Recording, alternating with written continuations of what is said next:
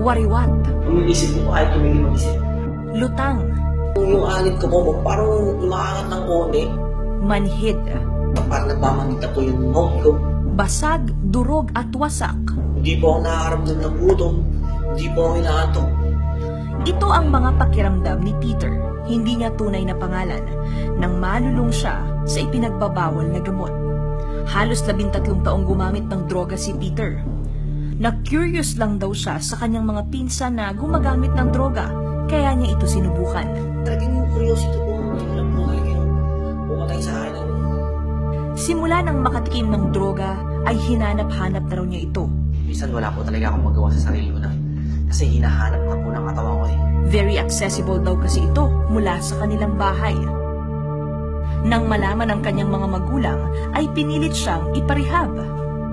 Suko na rin si Peter sa kanyang bisyo, kaya siya mismo ang voluntaryong pumasok sa Drug Rehabilitation Center ng DOH. Gusto ko po talaga magbago man. Gusto ko na po talaga baguhin yung buhay ko sa pagiging buhay ng patay.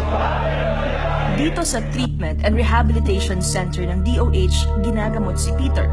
Addiction is a disease. People who are brought to a rehab center are not criminals. This is not a correctional facility. This is a place for healing. We have to make it clear that when we treat patients in a rehabilitation facility, ginagamutin natin ang pamilya. Dati ring drug dependent si Norman.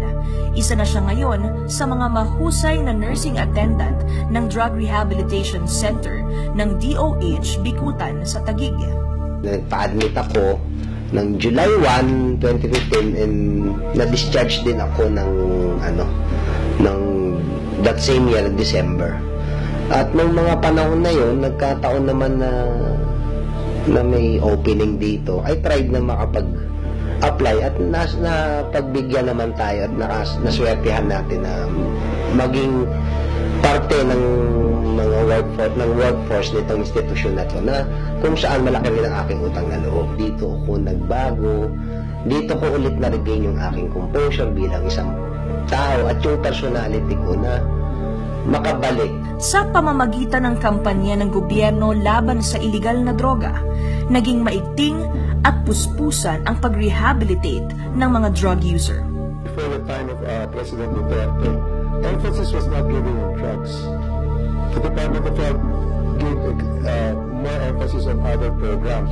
When the President came in, biglang nasa limelight kami. Kasi emphasis ng Presidente, pagsain ang mga nagtutulak, tulungan ang mga nai-involve sa droga, ang mga victims. He never called them criminals.